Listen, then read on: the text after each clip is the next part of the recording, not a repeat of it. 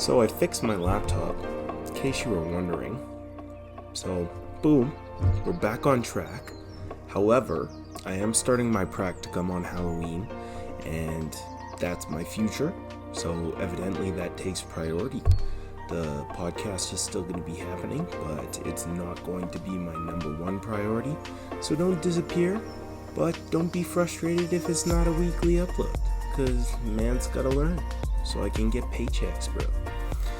Now, Cale Scotton has returned, and this week we're talking about values.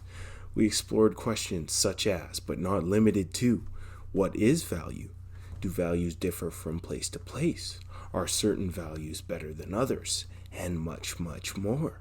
So please join me in welcoming Cale back to the conversation. It was genuinely so good to have you on, brother, and you're welcome anytime, and you already know this. And for those of you listening, I hope you enjoy this week's episode of The Fork in the Road. Welcome back, ladies and gentlemen. Another week, another episode. This week, we're back to recording the main series. I'm here with Cale, obviously, which is a blessing, and I'm going to let Cale say his piece. But we're just going to be frickin' talking. Like, we have a outline on value theory, so we are going to be touching about values in general. But we had a very good long conversation this morning, and I hope we sit down and just have a very good long conversation again. So, Cale, it's good to see you, brother. How's it going? It's going good, man. Glad to be back on the podcast. Come on. Yeah, for sure. That's what I love to hear. And the people are going to be glad to hear it. I hope so. A break from my jibber jabber every once in a while does everybody some good. Yeah. So, honestly, let's just start the ball off rolling. I'm going to ask you a question, Cale. Answer it how you see fit, and then we'll go from there. Okay. Do you think that, first of all, how would you personally define value or values? Like, what is valuable to you? Because that's a tough one. How do I define values? How would you define values, and then give me a couple of examples of things that are valuable to you? Well, I mean, values are just, like, things that are important to you in life, I guess. Mm-hmm.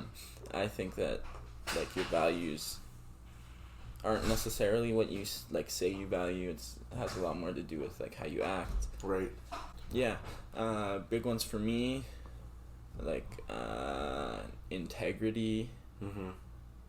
I feel like that's the biggest one because it kind of encompasses a bunch of stuff like honesty and just like showing up for people and stuff like that.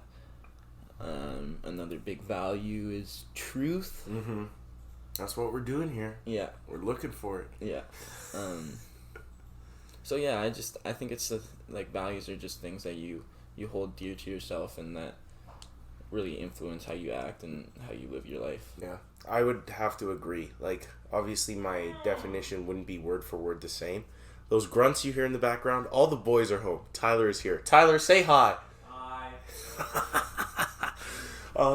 For me, I think values, the one thing that I would say that I think is important to stress, and you can tell me if you disagree, is that there are going to be certain things that we do value, that we see eye to eye, but I think values really are subjective, and they're going to change person to person. Like, you cannot pull some random person from the Canadian population and then some random person from the Chinese population and expect them to have eye-to-eye values on a majority of things, because they have different lived experiences, and I think that influences your values quite a bit. Yeah, I mean, there's a lot of our values that are culturally influenced. Mm-hmm. Like, one that I've noticed lately is, like, in our culture, it's really important to be on time. Facts. And then in a lot of cultures, or other cultures, it might not be as important as we might think it is. Mm-hmm. So I think there's room for, like, subjectivity in, like, those kind of culturally informed values, but I think there's certain things that are just objective and cross-cultural Mm-hmm. that all people value, but all people should also value. Right. So, for example, like, once again, this is an assumption, but I would love to assume that everybody believes this, that murder is wrong. Like, that is an objective moral truth, in my opinion. Right. Okay? And, like, I'm not saying killing somebody in self-defense. Like, obviously, there is always There's always an exception to the rule. But, like, objectively, if you interview all however many billion people on the planet, I think every like-minded, rational human being would say, yes, murder is wrong. Yeah, and I think we can look at it a little bit more broadly, because there might be individuals that have countercultural values, I guess, or like values that are not pro-social. Yeah. So I think so that's I think is one of the important things about our values, is that we value things that build up society, especially. Right. Is a good mark of like values, like things like empathy, things like honesty, self-sacrifice, but not to a certain extent. Yeah. You know what I'm saying? Yeah. I think the next question that just popped up for me from there then is, because we value in society the things that help us build up society, do you think for lack of a better term, because I genuinely don't think there's good values, better values, and worse values. I think there's just different values, but that's a discussion for later. Do you think, like, the best values, quote unquote, are the ones that are building that community, helping us formulate society? For example, I would say that competition or a drive to win is a very good thing to have. And I would say that for a lot of people, winning is a value. But I know there's other people who are not, because we were raised in a sports culture, who were not raised in a sports culture, who see winning obviously at all costs. I don't think winning at all costs is the objective, but winning as much as possible as a toxic thing. So the root of the question is, are there more weight on values that bring us together as people, or do you think that everybody gets to attribute their own weight to what is the most valuable?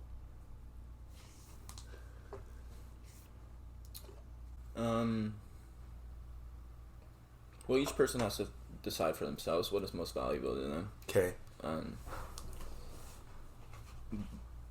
That being said, I don't think that means that all values or all beliefs or whatever are legitimate. Interesting. Because if you value money at all costs or something like that, or right. if you value winning at all costs, getting ahead at all costs, right, something like that, I think that's wrong. I agree. Yeah. I agree. Okay, so what I think I want to say about that is, like, the people who are, for example, striving for money at all costs. I need to be the richest man alive. That is the goal. That is the only goal. Yeah. I think that strive, that is a good value to have. But I don't know if this is the point that you're trying to get at, but, like, I don't believe material wealth is the end-all be-all. I think if you're chasing material wealth, that's fine, but especially from the conversation we had this morning, which was regarding spirituality and religion just in general, I think the things that people are actually striving for, that they're filling with these material possessions, with drugs, with alcohol, with lustful encounters, etc., is some sort of a spiritual currency, for lack of a better term. Because I've heard many people in every walk of lives say, it feels like something is missing. I agree, but I feel like we're identifying the something that is missing and then completely ignoring what we need to do. So it's on a personal thing, one-to-one. Mm-hmm. Everybody is going to have different spiritual needs, but what we need to do to fill that void. Do you see it differently? I think, just to bring it back to values, mm-hmm. I think that when you're talking about spirituality or something like that, obviously has a lot to do with your values and stuff like that, but I think that people don't realize the religious nature of a lot of their values, right. what you value most basically takes the place of God. Yeah. I mean, some people define God as that way, as whatever you value or worship most is God to you. Mm-hmm. But yeah. Okay. Well, the next question I was going to ask you is, in your esteem, is pleasure a good or a bad thing? Because we're talking about these physical things like money, maybe like sugar. You know what I'm saying? Things that people think they need and that are pleasurable, provide us physical pleasure. Is pleasure a good or a bad thing in its like whole viewpoint in your eyes? I think it's hard to say whether pleasure is good or bad. Right. Because I think that things are pleasurable for a reason, and there's nothing wrong with that. But at the same time, if you value pleasure above all things,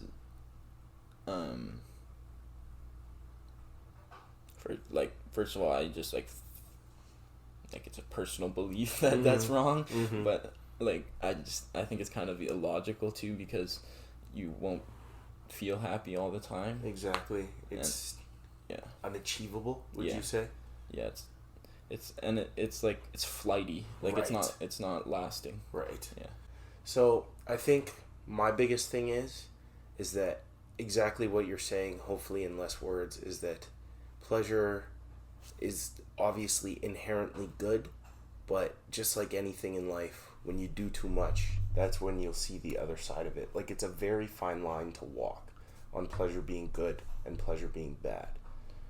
Yeah, I think it's important. I don't think I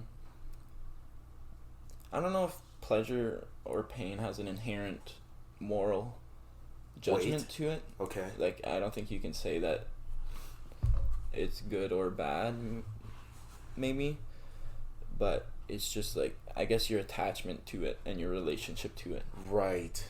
Okay. So then, from there, I would say, do you think for us to live valued lives, to live storied lives in which we feel content, we need to be okay with letting things go? No doubt. Yeah. Yeah. So, can you stretch that to absolutely everything? For example, obviously you need to be able to let go of, like, if you get broken up with, that sucks. Darn. Go work on yourself, move on, right? Like, obviously I have empathy for you there, but you can't just live in wanting for somebody, right? So that's clear to both of us. But also, like, for example, hopefully at some point capitalism is something of the past. Are we going to have to be okay with letting go of that? Or is there going to be people who say, no, I'm trying to get rich for me and continue getting rich for me? And I'm not saying capitalism has to be completely eradicated, you know what I'm saying? But the same way that socialism got moved on from, the same way that communism and fascism got moved on from, like, society advances and we find better solutions to the problems that we have. Do you think religion, for example, can adapt with the times? Are these all things where we need to be willing to say, okay, I'm okay with letting go of the old version of this to accept all of the good things in the new version without completely letting go of the old version? Because you always take what's good from whatever. I think it kind of depends on what you mean exactly by, like, what specifically you're talking about, but I think as a person, you need to let go of the old you, let the old you die. Okay. So that you can be reborn as a new person. And do you see this as like a daily process? Because for me, it's a daily process. Yeah. Like, I think you wake up in the morning and you got to be grateful, first of all, that you woke up that morning. And then you need to take all of the mistakes that you made yesterday, strive to be that 1% better today, and that's a check mark for the day. Yeah. Because I don't know about you, Cale. When I try and think way too far in the future, that's when I fall apart. Like, I try and control my life, and then I realize I'm just going with, like, whatever punches hit me, bro, to be honest. Yeah. So, let's talk about how an action can be good or bad. Can an action be good or bad? Is intent the most important thing when you're taking that action? Or is, like, the act of actually doing something what gives it the moral weight? So, let's say, for example, I got 5 out of 400 on my spelling test, and I'm like, I'm going to kill my teacher. In my mind, negative thought. Removal of life, negative thing. But it's just a thought, does not exist, and it's not me until I actually kill my teacher, right? So do you need to take action for a thought, for an action to be negative? And then adding on to that, you can answer this part after.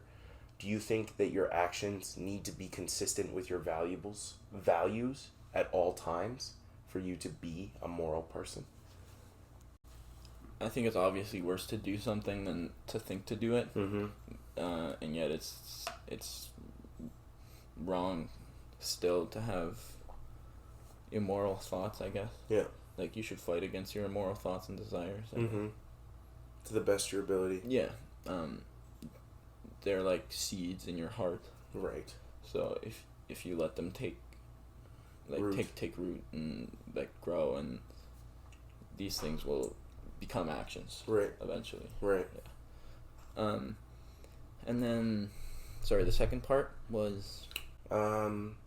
Do your actions and your values always have to be aligned for you to be a moral person? I think it's inevitable that we'll do things that don't align with our values. Mm-hmm. I think it's part of our nature. Mm-hmm.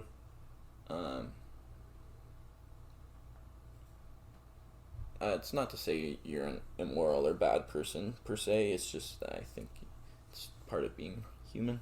So would you say that taking those steps off the path, as long as you get back onto the path, that's always to be looked at as a learning opportunity as opposed to a failure? Even though I could say a learning opportunity and a failure are the exact same thing, in my opinion at least. Yeah. Yeah, I mean, it's inevitable that we'll all fall off the horse. We'll all do something that we regret. Mm-hmm. Yeah. Yeah, and I think it's just important that we strive to do our best. Right. So, you say that's just a part of our nature. Do you want to dig into that a little more? What do you view as the nature of human beings right now? Like, I understand that's a tough question, but... Well, if I could humbly offer my opinion. Let's go. Let's go. I've been really partial to the Christian idea of the fallen nature of humanity. Okay. It seems that we're like sinful and that we fall short of the glory of God in everything that we do. Or maybe not everything, sorry, but large aspects of our lives. Yeah, major aspects of our lives. And so that's what I mean, is that it's gonna happen. Like, maybe it shouldn't happen, or you don't want it to happen, but it's just like it's going to. You're gonna fall out of what you see as good and true and just. And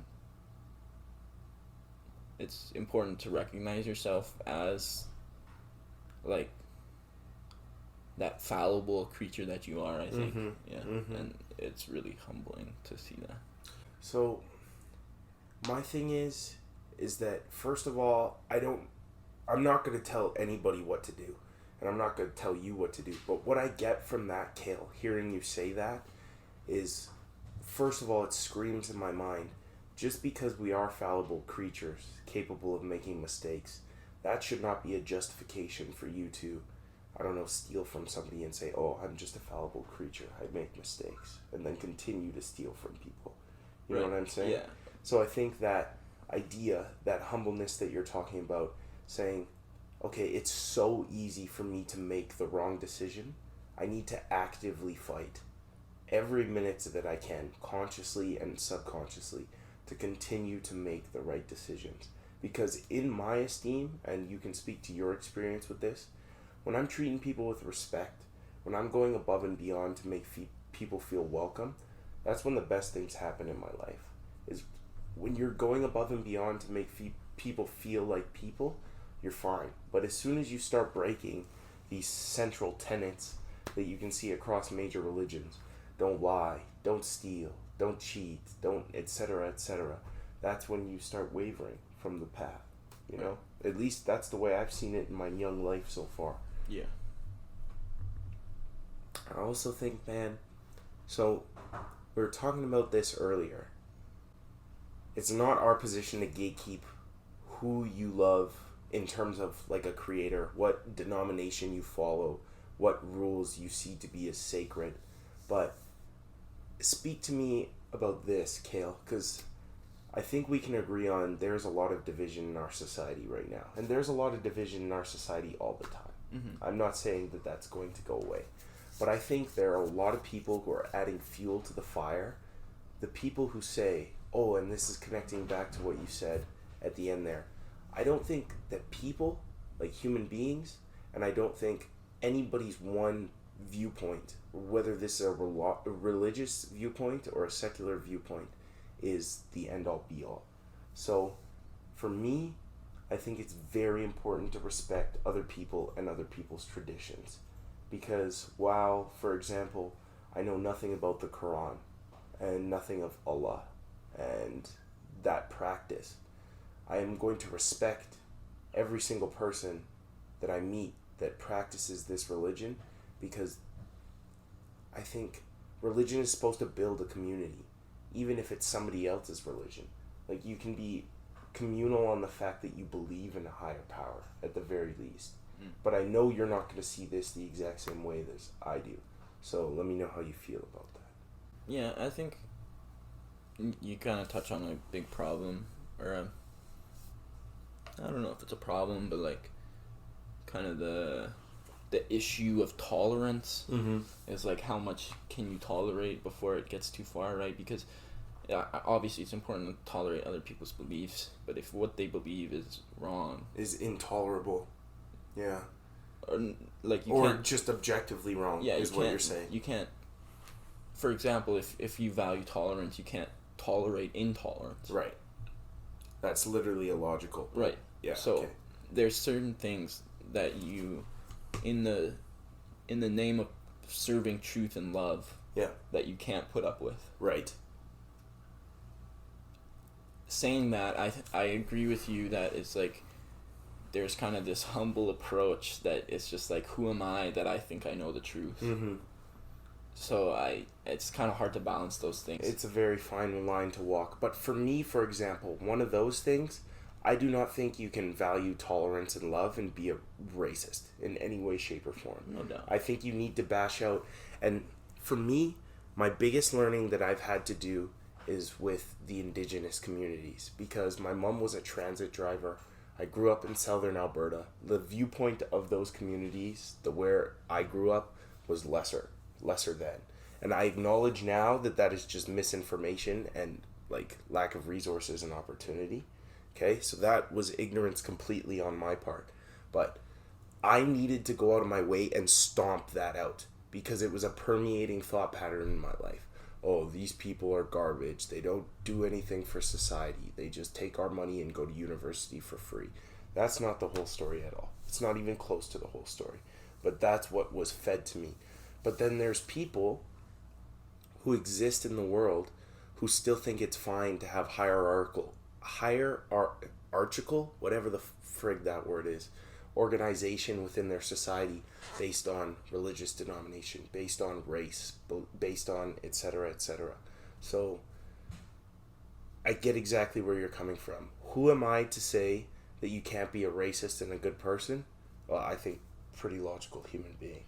But I think there's other things where it's like, for example, what we were talking about earlier in the kitchen.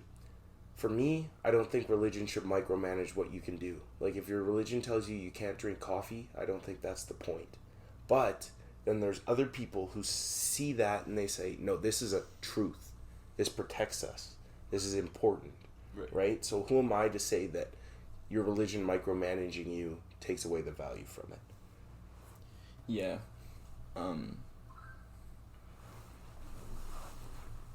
One thing that I thought of, I think you mentioned, is like, it's important to hate evil, I guess. Like you like can't, Batman. yeah, exactly. This kind of righteous indignation against things that are wrong. And like, if you, in the spirit of including and loving everyone, if you love evil, then like that doesn't make sense, right? No. Once again, logical. Yeah, so it's like there's that certain line, and there's certain things that we have to stand against, and stuff like that. it just, what I've been having trouble with is like getting to the point where you can tell other people right those things, right like applying it to laws and applying it to society as a whole and things like that. Right. And I honestly think that's always going to be the hardest part, because for people like you and me, it's clear to me, Cale, that we have our belief systems that are tried and true until we are presented with new information that makes us question our belief systems, which I think is healthy behavior.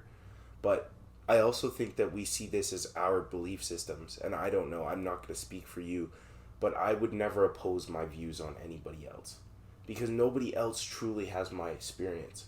So I truly know that nobody else is going to see everything in the exact same way as I do. So how am I, as one man, going to make a law that is going to govern, for the sake of Alberta, 4 to 5 million people? You know what I'm saying? I don't know if there's that many people in our province, but regardless, the moral of the story is, how can little Keaton Taylor decide, oh, being drunk in the street is fine? As long as you're not hurting anybody, I think public intoxication should be fine.